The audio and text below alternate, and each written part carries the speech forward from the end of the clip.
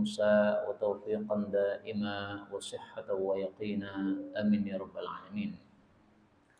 Alhamdulillah kaum muslimin rahimakumullah. Kita lanjutkan pengajian kitab Ad-Durarul Bahiyah, kitab fikih karya Al-Imam Asy-Syaukani rahimahullahu taala, dan kita sudah masuk pada pembahasan bab haddil qadhaf, bab hukuman had bagi orang yang menuduh berzina. Jadi di dalam Islam berzina itu sangat dahsyat dosanya. Menuduh berzina demikian juga. Karena itu menuduh berzina termasuk dosa-dosa besar. Dosa besar definisinya adalah dosa yang diancam dengan laknat Allah atau murka Allah atau neraka atau hukuman had. Nah, menuduh ini dihukum dengan hukuman had sehingga dia termasuk dosa besar.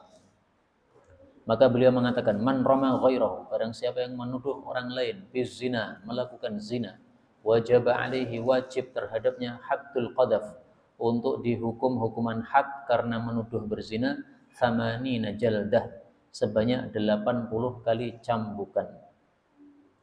Hukuman ini disebutkan oleh Allah di dalam Al-Quran. Allah menyebutkannya pada surah An-Nur ayat yang keempat.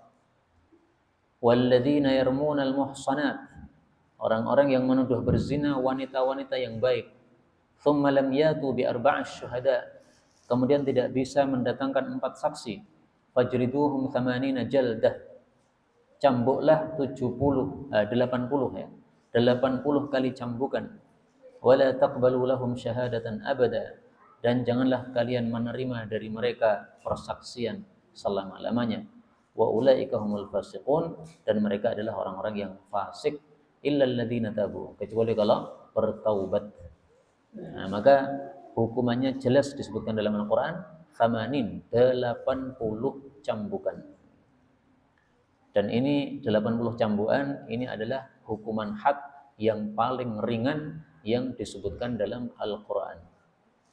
Adapun yang lebih ringan lagi yang disebutkan dalam hadis, yaitu 40 kali cambukan untuk yang minum minuman keras.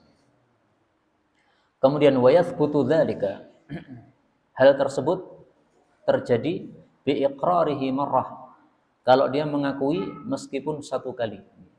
Seseorang mengakui, betul saya menuduh dia berzina. Nah, itu 1 kali pengakuan sudah cukup, sudah ditetapkan sebagai pelaku penuduhan, maka dihukum dengan 80 cambukan. Au syahadati adlin, atau ada saksi 2 orang laki-laki yang adil. Jadi saksinya minimal 2 orang. 2 orang ini melihat atau mendengar bahwasanya seseorang menuduh orang lain berzina. Misalnya A marah kepada B, kemudian A mengatakan kepada B, wahai anak zina. Nah, kata-kata wahai anak zina ini terdengar oleh 2 orang. Nah, maka 2 orang ini sebagai saksi bahwasanya dia telah menuduh temannya tadi berzina. Mengucapkan kata-kata kamu anak zina, itu berarti apa? Menuduh ibunya telah berzina. Kemudian orang yang bersaksi harus orang yang adil. Adil maksudnya tidak fasik. Maka kalau yang bersaksi ini orang yang suka mabuk-mabukan misalnya, ini tidak sah sebagai saksi. Dan harus laki-laki. Adapun kalau 2 perempuan, maka ini tidak sah. Kemudian wa idza lam yatub, apabila tidak bertobat dari menuduh tadi, lam tuqbal syahadatu, tidak diterima sebagai saksi. Jadi seumur hidup dia tidak bisa menjadi saksi. Saksi pembunuhan, saksi tabrakan dan sebagainya, enggak bisa. Karena dia dihukumi sebagai fasik sebagaimana dalam ayat tadi. Nah, sementara fasik tidak bisa menjadi saksi. Fa in jaa ba'dal qadhaf, kalau setelah menuduh dia bisa mendatangkan bi arba'i syuhud, 4 orang saksi bahwasanya perzinaan tersebut terjadi, saqata anhul haddu, maka gugurlah darinya hukuman had. Jadi ada orang menuduh seseorang berzina. Nah, setelah itu ditetapkan akan dihukum 80 cambukan. Tapi ternyata hari setelahnya dia mampu datangkan 4 orang saksi. Nah, ini cambukan 80 gugur karena dia berhasil mendatangkan 40 saksi. Tapi sampai hari ini belum pernah terjadi saksi 4 orang terjadinya zina itu belum pernah. Karena saksi harus betul-betul melihat dengan mata kepala bahwa mohon maaf kemaluan masuk kemaluan. Kalau tidak masuk atau tidak melihat masuk, maka tidak sah sebagai saksi perzinahan. Wa kadza demikian pula idza aqarra, apabila mengakui al-maqdhufu, orang yang dituduh tadi bizina, terhadap zina yang dia lakukan. Jadi yang menuduh tidak bisa mendatangkan saksi, tapi yang dituduh mengaku, betul saya memang berzina, ya saya lagi khilaf. Teman yang mengatakan saya anak zina, saya berzina memang benar. Nah, kalau sudah diakui ya sudah. Nah, ini adalah hukuman had, dan ini tujuannya supaya masalah zina ini tidak tersebar di antara umat Islam. Allah sangat tidak suka kalau di tubuh umat Islam ini tersebar perzinaan. Dalam surah An-Nur ayat yang ke-19. Innal ladzina, sesungguhnya orang-orang yang yuhibbuna, senang, antasyi'al fahisha, bahwa tersebar perbuatan fahisha, perbuatan zina, fil ladzina amanu, pada orang-orang beriman, lahum adzabun alim, mereka mendapatkan siksaan yang menyakitkan. Nah, maka untuk menutup tersebarnya perzinahan ini, maka Islam menetapkan kalau ada tuduhan zina jangan dibiarkan. Cambuk 80 kali biar dia kapok, tidak berani lagi menuduh. Mungkin memang dia melihat betul-betul, saya melihat dia berzina dengan mata kepala saya, tapi tidak mampu datangkan 4 saksi. Ya sudah, kalau tidak mampu datangkan 4 saksi, mending diam saja. Dan diam ini lebih baik. Kenapa? Karena ketika banyak orang ngomong masalah zina, sementara orang-orang banyak mendengar hal itu, bisa menjadikan orang yang lain jadi berani. Oh, ternyata dia berzina. Nah, maka yang lainnya ikut-ikutan. Saya tak ikut berzina juga. Nah, akhirnya begitu. Nah, maka ditutup betul-betul oleh Islam, sehingga masalah perzinahan ditutup 100%, sehingga tidak ada kemungkinan orang mengatakan masalah zina dengan seenaknya saja. Baik, kemudian kita lanjutkan bab haddis syurbi, bab hukuman had bagi minum. Minum di sini maksudnya minum minuman keras. Nah, minuman keras atau yang disebut khamr itu sebenarnya keharamannya sudah disebutkan dalam Al-Qur'an. Tetapi para ulama memang berselisih pendapat. Yas'alunaka 'anil khamri wal maisir. Mereka bertanya kepada engkau tentang minuman keras dan judi. Qul fihima ithmun katsirun. Katakanlah pada keduanya ada dosa yang banyak. Boleh juga dibaca ithmun kabirun, dosa yang besar. Wa manafi'u linnas, memang juga ada manfaatnya. Tetapi ithmuhuma akbaru min naf'ihima. Dosanya lebih besar daripada manfaatnya. Karena itu diharamkan oleh Allah Subhanahu wa taala. Judi manfaatnya apa? Nah, zaman dulu judi manfaatnya, kalau orang judi atau taruhan kemudian dia menang, nah setelah menang biasanya dia itu bagi-bagi sedekah. Jadi misalnya dia mengeluarkan 10 juta, dia menang mendapatkan 100 juta. Nah, dia masih bisa sedekah misalnya 50 juta. Kemudian 50-nya dia miliki. Nah, ini manfaat dari judi. Sebagian kecil dari apa? Yang ada pada judi yaitu ada manfaatnya, tetapi manfaat yang kecil. Lebih banyak ithmunnya, lebih banyak dosanya. Nah, perselisihan para ulama tentang khamr. Apa itu perselisihannya? Menurut mayoritas ulama, khamr itu adalah segala sesuatu minuman yang menyebabkan akal kita hilang, ya, mabuk. Nah, itu berarti minuman keras. Tidak peduli apakah terbuat dari anggur, apakah terbuat dari kurma, ataukah terbuat dari madu, ataupun yang lain-lain. Ya. Pokoknya kalau diminum mabuk, kemudian keliyeng-keliyeng, kemudian hilang pikirannya, nah itu berarti khamr. Menyelisih mereka mazhab Hanafi. Mazhab Hanafi berpendapat yang disebut khamr itu adalah minuman yang memabukkan yang terbuat dari anggur. Nah, sekarang dua pendapat ini mana yang lebih kuat? Yang lebih kuat adalah yang sesuai dengan perkataan para sahabat-sahabat Nabi sallallahu alaihi wasallam. Karena mereka lebih paham apa yang dimaksud dengan khamr ketika turun ayat tersebut. Maka kita lihat bagaimana penjelasan Sayyidina Umar. An Umar qala, Sayyidina Umar berkata, nazala tahrimul khamr, telah turun pengharaman khamr, wahiyya min khamsah, sementara khamr terbuat dari 5 macam. Ada dari anggur, ada dari kurma, ada dari madu, ada dari hintah. Hintah itu biji gandum yang bagus. Kalau syair itu gandum yang biasa. Wal khamru, dan minuman keras, kata Sayyidina Umar, ma segala sesuatu khamarul aqla, yang menutupi akal manusia. Hadis ini muttafaqun alaih.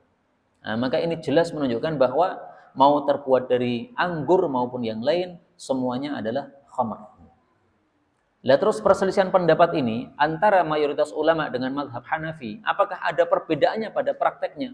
Ada.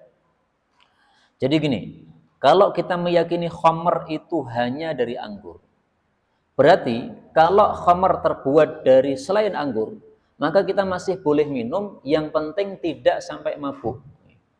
Misalnya 1 sendok tidak memabukkan, berarti boleh minum. Tapi kalau 1 gelas memabukkan, nah segelas itu baru nggak boleh. Itu kalau kita meyakini bahwa minuman keras yang diharamkan adalah yang terbuat hanya dari anggur. Nah, tapi kita harusnya mengikuti mayoritas para ulama. Minuman keras terbuat dari apapun, dari anggur maupun yang lain-lainnya, maka semuanya adalah haram. 1 sendok kita minum, tidak mabuk, tetap haram. Bahkan 1 tetes saja haram. Saya pengen coba minuman keras, kayak apa sih rasanya? 1 tetes saja, yang diyakini pasti nggak mungkin mabuk, tetap haram. Karena segala sesuatu yang sudah diharamkan itu mau sedikit mau banyak haram. Contoh paling gampang misalnya tai, ya. Tai itu kan nggak boleh dimakan. Nah, panjenengan hanya dulit sedikit untuk campuran sambel, sambel apa? Sambel korek, tetap haram, nggak boleh, meskipun hanya 1 colek sedikit saja, haram. Sambel yang asalnya halal gara-gara dicampur dengan tai jadi haram. Nah, itu gambarannya begitu. Baik, kita bahas sekarang. Man syariba, barang siapa yang minum, muskiron, sesuatu yang memabukkan. Mukallafan, dan dia adalah seorang yang mukallaf. Mukallaf itu sudah dewasa dan dia berakal, tidak gila. Mukhtaron, dan dia itu mukhtar. Mukhtar itu maksudnya tidak dipaksa. Nah, maka orang yang seperti itu julida, dicambuk, ala ma yarahul imam, terserah kepada pendapatnya imam, yaitu Amirul Mukminin. Imma arba'ina jaldah, boleh 40 kali cambukan, au aqal, boleh juga lebih kurang dari 40 cambukan, au aksar, atau lebih banyak dari 40 cambukan. Walau bin ni'al, meskipun mencambuknya dengan sandal-sandal. Nah, ini pendapat Imam Syaukani, ya. Jadi tidak harus 40, boleh 40 kurang, boleh 40 lebih. Nah, kok beliau mengatakan boleh 40 kurang, itu dalilnya apa? Dalilnya dalam hadis yang diriwayatkan oleh Bukhari Muslim, ternyata Nabi SAW itu ketika diberitahukan seseorang yang minum minuman keras, maka beliau mencambuknya dengan 2 jaridah. Jaridah itu adalah pelepah kurma, nahwa arba'in, sekitar 40 kali. Nah, kata-kata sekitar ini dipahami oleh Imam Syaukani berarti bisa tambah, bisa kurang. Sekitar 40. 42 itu ya sekitar. 38 itu juga sekitar. Nah, maka kata beliau boleh lebih, boleh kurang. Meskipun saya jujur pendapat yang terkenal adalah minimal hukuman untuk yang mabuk itu yaitu 40, itu minimal. Kalau mau tambah silahkan sampai 80, jangan lebih. 40 itu yang dilakukan oleh Nabi dan Abu Bakar radhiyallahu anhu, sementara 80 ini yang dilakukan oleh Sayyidina Umar dan khalifah-khalifah setelahnya. Nah, maka boleh milih 40 atau 80. Ini tadi dipersyaratkan harus apa? Harus orang yang meminum muskiron, sesuatu yang memabukkan. Meskipun tidak sampai mabuk. 1 gelas memabukkan, setengah gelas tidak memabukkan. Sama hukumnya. Mencicipi 1 tetes, cambuknya 40. Mencicipi 1 gelas sampai mabuk, cambuknya 40. Sama, jadi sedikit banyak yang diminum tidak mempengaruhi jumlah apa? Hukuman pencambukan. Tetap 40 sampai 80 tadi. Nah, sekarang dalilnya apa? Bahwasanya sedikit atau setetes pun dicambuk. Dalilnya sabda Nabi sallallahu alaihi wasallam. Beliau mengatakan, ini hadis saya tampilkan dari kitab Jami'us Shaghir sebagai kamus hadis. Ijlidu, cambuklah, fi qalilil khamri, pada minuman keras yang sedikit, wa katsirihi, maupun yang banyak. Fa inna awwalaha haram, karena permulaannya adalah haram, wa akhiruha haram, akhirnya pun juga haram. Nah, mungkin orang mengatakan ini kan hadis riwayat Baihaqi, derajatnya kan dhaif. Nah, saya jawab bahwa hadis ini termasuk hadis-hadis yang sanadnya dhaif tetapi maknanya sahih. Kenapa?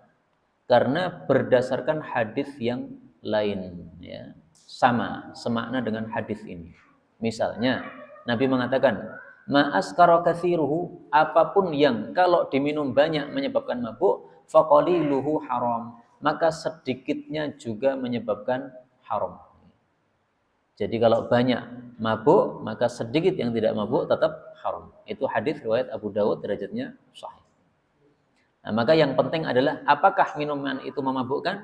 Kalau memabukkan, maka cambuk. Tidak peduli apakah dia sampai mabuk atau tidak sampai mabuk. Kemudian syarat yang kedua, dia adalah orang mukallaf. Kalau ada anak-anak SD ya, minum minuman sampai mabuk, nah, maka ini tidak ada cambuk. Terus dia dosa atau tidak? Nah, anak kecil nggak punya dosa. Yang dosa siapa? Dosa ditanggung orang tua. Kenapa? Karena orang tua yang ngajari dia minum. Ada anak kecil minum minuman keras, itu tidak mungkin dia minum sendiri. Itu karena lihat bapaknya minum. Nah, maka karena bapaknya minum begitu, dia ambil minuman bapaknya, dia minum. Nah, dosanya ditanggung bapaknya. Kemudian yang ketiga adalah syarat ketiga, mukhtaron. Dia harus bersengaja, tidak dipaksa. Kalau dipaksa, dibuka mulutnya, kemudian dimasuki minuman keras, sampai akhirnya masuk, kemudian mabuk, nah, dia sama sekali tidak dihukum. Itu mirip orang yang diperkosa. Sudah diperkosa ini sudah apa? Kasihan. Kalau dicambuk lagi atau dirajam ini tidak adil. Nah, maka orang yang dipaksa, dibuka mulutnya, dimasuki minuman keras, sama sekali tidak ada hukuman. Kemudian di sini beliau tidak menyebutkan cara mencambuknya bagaimana. Cara mencambuknya, sebagaimana sabda Nabi SAW, beliau mengatakan haddun fi dhahrik, hukuman had pada punggungmu. Jadi yang dipukul adalah punggung. Jangan dipukul kepalanya, bisa mati. Jangan dipukul kemaluannya, bisa putus nanti. Dipukul apa? Bagian punggungnya. Kemudian wayakfi, dan cukup iqraruhu, pengakuan dia minum marratan, satu kali, au syahadatu adlain, atau saksi dua orang yang adil laki-laki, walau alal qai, meskipun bersaksi memuntahkan minuman keras. Jadi kalau ada orang mengatakan saya minum minuman keras, pengakuan sekali sudah cukup, cambuk 40. Atau ada dua orang bersaksi. Pernah ada kejadian dua orang bersaksi, satunya bersaksi mengatakan saya melihat orang itu minum minuman keras. Satunya lagi mengatakan saya tidak melihat, tetapi saya melihat dia muntah, yang dimuntahkan ternyata minuman keras. Nah, maka oleh Sayyidina Utsman, kalau dia memuntahkan minuman keras berarti dia telah meminumnya. Maka persaksiannya diterima oleh Sayyidina Utsman. Jadi satu bersaksi melihat dia minum, satu bersaksi melihat dia memuntahkan minuman keras, sama hukumnya sama. Itu mirip kalau ada 4 saksi zina ya, yang 3 mengatakan saya melihat memasukkan, yang satu mengatakan saya melihat mengeluarkan. Nah, mengeluarkan pasti apa? Sudah masuk, sama juga. Kemudian waqatluhu, dan dibunuh orang yang mabuk itu firrabi'ah, pada kali mabuk yang ketiga, itu mansukhun, itu hadisnya sudah dihapus. Jadi ini beliau tidak setuju dengan pendapat yang mengatakan bahwa kalau ada orang minum minuman keras sampai ke 4 kali, maka hukuman yang ke-4 kali ini dibunuh. Memang ada hadisnya, memang sahih hadisnya, tapi sudah mansukh. Mansukh itu sudah apa? Tidak berlaku hukumnya. Dan hukum di dalam Al-Quran dimansukh oleh Allah, itu sesuatu hal yang biasa. Bahkan kita temukan di dalam Al-Quran dalilnya. Allah sebutkan pada surah Al-Baqarah ayat 106. Ma nansakh min ayah, apapun ayat yang kami hapus, au nunsiha, atau kami lupakan, na'ti bi khairi minha, kami akan datangkan yang lebih baik darinya. Nah, sebagian orang menganggap ini kalau Allah menghapus hukum, mengubah dengan yang lain, ini berarti Allah tidak bijaksana ini, atau tidak paham, atau tidak cerdas. Nah, ini karena kedangkalan ilmu mereka. Justru adanya penghapusan hukum ini menunjukkan kebijaksanaan Allah Subhanahu wa taala. Allah paham manusia itu punya syahwat, manusia itu tidak bisa diomongi secara mendadak, paham Allah itu. Nah, maka ketika Allah mengirim Nabi Muhammad pada bangsa Arab yang mereka sudah sehari-hari minum minuman keras seperti orang Jawa minum teh, maka tidak mungkin Nabi Muhammad disuruh langsung mengharamkan minuman keras, nggak mungkin. Perlahan-lahan, ya. Ayatnya boleh mabuk, tetapi jangan setelah menjelang sholat. Setelah Isya silahkan mabuk, nggak apa-apa. Nah, dulu pernah ada hukum seperti itu, dihapus oleh Allah, diganti yang lain, yang lebih baik, sampai ayat minuman keras itu kan sampai ada 4 tahap. Asalnya hanya sindiran, kemudian disebutkan kejelekan minuman keras, kemudian disebutkan boleh minuman keras asalkan tidak sebelum sholat. Nah, yang terakhir adalah pengharaman total. Nah, itu justru karena kebijaksanaan Allah Subhanahu wa taala. Allah paham bagaimana menasihati manusia supaya manusia bisa menerima nasihat tersebut.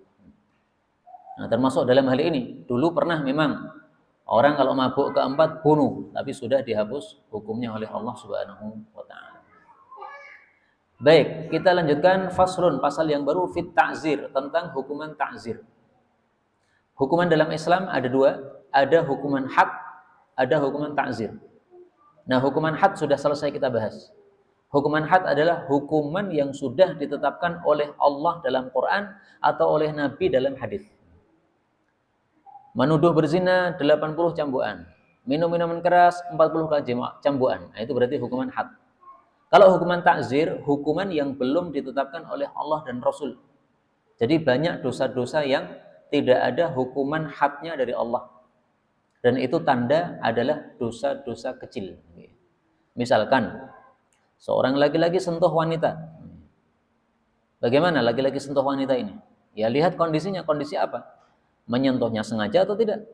Sengaja berarti dosa, hukum ta'zir.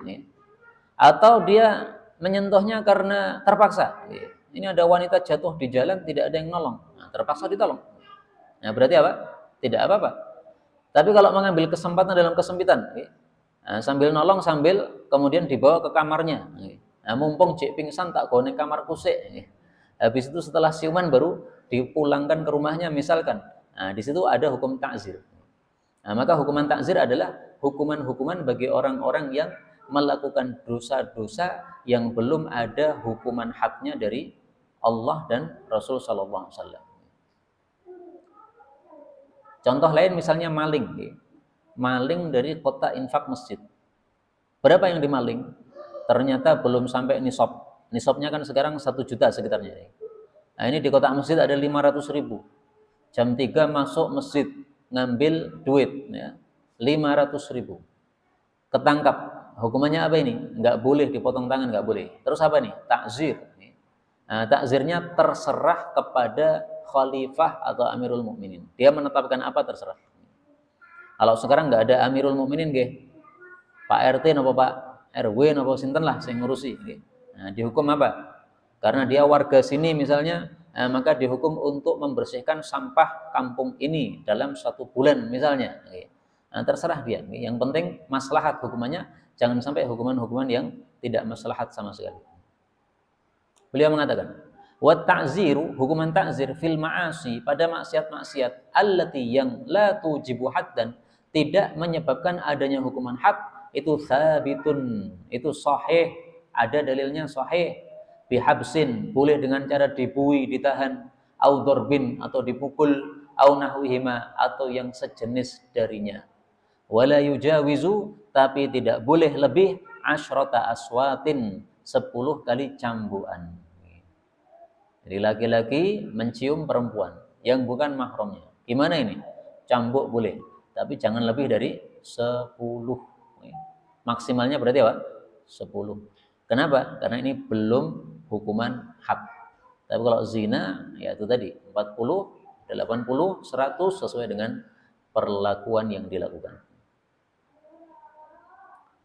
Baik, kita lanjutkan lagi.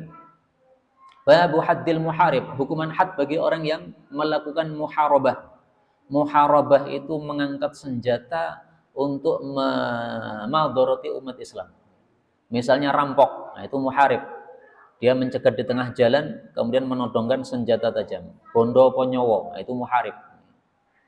Huwa, dia itu ahadul anwa'il madhkura fil Quran. Hukumannya salah satu dari yang disebutkan dalam Quran.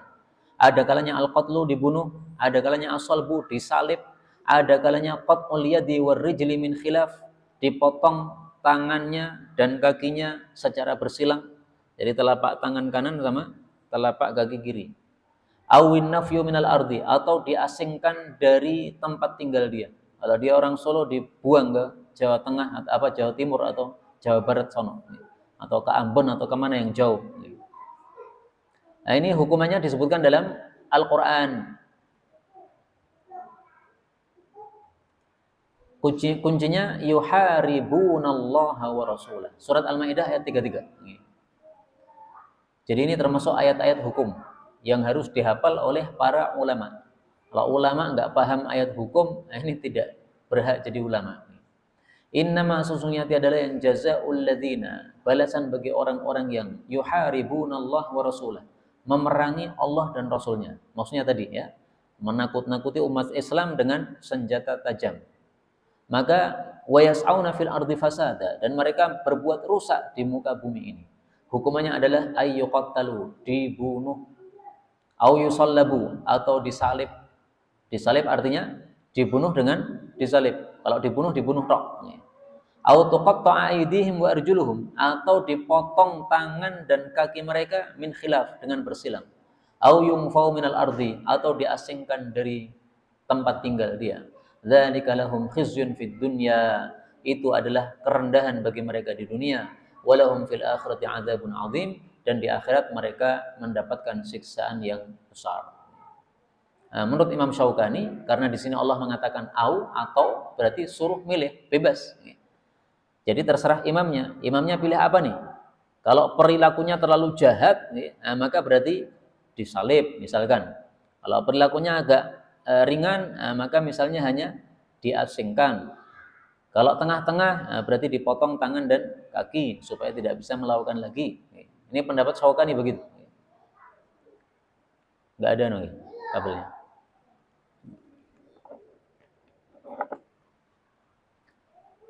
Pendapat yang lebih masuk akal lagi adalah pendapat yang mengatakan bahwa hukuman-hukuman ini ditetapkan bukan berdasarkan pilihan, tetapi berdasarkan kondisi yang dilakukan. Kalau dia menakuti sampai membunuh, nah berarti hukumannya dibunuh. Kalau dia hanya mengambil harta saja, jadi menodong dengan senjata tajam tapi tidak membunuh, hanya merampas harta, berarti dipotong tangan dan kaki. Kalau hanya menodongkan senjata, tidak merampas harta, juga tidak membunuh, nah, maka diasingkan dari tempat tinggal dia. Nah, ini dibagi oleh para ulama berdasarkan kondisi yang dilakukan oleh perampok atau perompak tersebut. Tapi kalau menurut beliau, yaf'alul imam, pemimpin itu melakukan minha, dari hukuman-hukuman tadi, ma ra'a fihi salahan, yang dia anggap sebagai suatu yang paling maslahat, likul liman qata'a tariqan, bagi setiap orang yang memotong jalan. Maksudnya apa? Ngumpas atau merampok, walau fil misr, meskipun di kota. Idza kana qad sa'a fil ardi fasadan, apabila dia sudah melakukan perusakan di muka bumi. Fa in taba, kalau dia sudah tobat, qabla al-qudrah alaih, sebelum tertangkap, saqata anhu dzalika, maka hukumannya gugur dari orang tersebut. Jadi perampok setelah berhasil merampok akhirnya tobat. Kenapa tobat? Ketemu jamaah tabligh didakwai, akhirnya tobat. Nah, maka dia bawa hasil rampokannya datang kepada pemimpin. Pak pemimpin, Pak Amirul Mukminin, saya pernah merampok, ini hasilnya, saya tobat. Nah, sudah, kalau sudah tobat tidak ada hukuman. Hukuman 4 tadi semuanya gugur. Tetapi kalau sudah mereka dikejar dan kemudian tertangkap, belum tobat tertangkap, atau tobatnya setelah tertangkap, maka hukuman tidak bisa digugurkan. Dan itu juga sudah disebutkan dalam Al-Quran juga pada ayat berikutnya. Allah mengatakan illal ladzina tabu, kecuali yang tobat, min qabli an taqdiru alaihim, sebelum kalian tangkap mereka. Fa'lamu annallaha ghafurur rahim, Allah Maha Pengampun, Maha Penyayang. Tapi kalau sudah tertangkap, habis itu tobat, maka tobatnya diterima, tetapi hukumannya tetap berlangsung. Baik, kemudian berikutnya beliau membahas man yastahiqul qatla haddan, orang-orang yang berhak untuk dibunuh karena hukuman had. Pertama, huwal harbi, kafir harbi, kafir yang memerangi umat Islam. Misalnya zaman dulu PKI. Nah, maka kalau muncul PKI lagi, ini diingat-ingat nomor satu nih Pak. PKI termasuk apa? Harbi. Dia kafir, tidak punya agama, maka dia halal darahnya, bunuh, dimanapun berada bunuh. Wal murtaddu, dan juga orang yang murtad, yaitu pindah agama dari Islam kepada non-Islam. Kalau pindah agama dari non-Islam kepada non-Islam, ini bukan murtad. Ini memang mubeng-mubeng, mumat-mumat di dalam kesesatan. Jadi bukan murtad. Murtad itu meninggalkan yang baik kepada yang buruk. Islam menjadi non-muslim, murtad. Dan ini menurut mayoritas ulama tidak peduli murtad ini laki atau perempuan, semuanya bunuh. Menyelisih mereka mazhab Hanafi. Mazhab Hanafi katakan kalau perempuan tidak dibunuh. Tapi berdasarkan sabda Nabi, beliau mengatakan man baddala dina, semua yang mengganti agamanya bunuh, tidak peduli laki atau perempuan. Yang ketiga as-sahir, tukang sihir. Nah, kalau di Indonesia seringnya apa? Santet. Nah, mirip juga dengan sihir ini. Kemudian yang keempat wal kahin, dukun, bunuh. Yang kelima asabulillah auli rasulih, mencela Allah, mencela Rasulullah sallallahu alaihi wasallam. Ini sekarang ini banyak orang mencela Allah atau Rasul tapi tidak sadar bahwa dia sudah melakukan pencelaan. Allah bukan orang Arab dan sebagainya. Nah, pencelaan-pencelaan, mencela yang menunjukkan bahwa Islamnya bermasalah kalau memang dia Islam. Atau mungkin dia munafik tetapi mengaku Islam. Sebagaimana zaman dulu banyak orang yang mengaku Islam tapi sebenarnya hatinya munafik. Karena kemunafikan itu akan muncul dalam sikapnya, baik perkataannya maupun tingkah lakunya. Nah, maka dalam Islam orang yang mencela Allah dan Rasulnya itu halal darahnya. Ini pernah terjadi di masa Nabi SAW. Malam-malam ada seorang budak perempuan mati terbunuh. Maka pada subuhnya rame, ada orang membunuh malam hari. Maka Rasulullah setelah subuh kemudian ceramah, mengatakan, siapa yang tadi malam membunuh orang, ngaku. Jangan tidak ngaku, membunuh ini perbuatan dosa besar. Nah, maka akhirnya dari belakang ada seorang sahabat Nabi yang pincang, dia bangkit, kemudian dia maju dengan terpincang-pincang, kemudian mengaku kepada Nabi, ya Rasulullah, saya yang bunuh. Yang saya bunuh adalah budak perempuan saya sendiri. Kenapa kamu bunuh? Dia mengatakan, budak saya ini selalu mencela engkau. Sudah saya nasihati, karena berkali-kali saya nasihati, nekat mencela engkau, akhirnya saya ambil senjata tajam, saya masukkan pada perutnya, mati dia. Maka Rasulullah mengatakan, ala inna damaha hadar, ketahuilah darahnya sia-sia, artinya tidak ada hukuman qisas.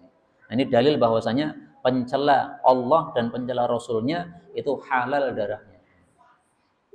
Aulil Islam, atau dia mencela agama Islam. Aulil kitab, atau mencela Al-Quran. Quran dilempar kemudian diinjak-injak. Aulis sunnah, atau mencela sunnah Nabi SAW. Nabi mengatakan, wahai para laki-laki, panjangkanlah atau biarkanlah jenggot. Nah, kemudian dia mengatakan ajaran memanjangkan jenggot itu ajaran kambing misalnya, mencela, karena disamakan dengan jenggot dengan kambing. Nah, itu mencela, itu halal darahnya. Watta'in fid din, dan orang yang mencela dalam agama Islam. Wazindik, dan orang zindik, munafik. Ba'da istitabatihim, setelah mereka disuruh untuk tobat. Zindik ini apa sih? Ini satu istilah yang para ulama berselisih di dalam mendefinisikan.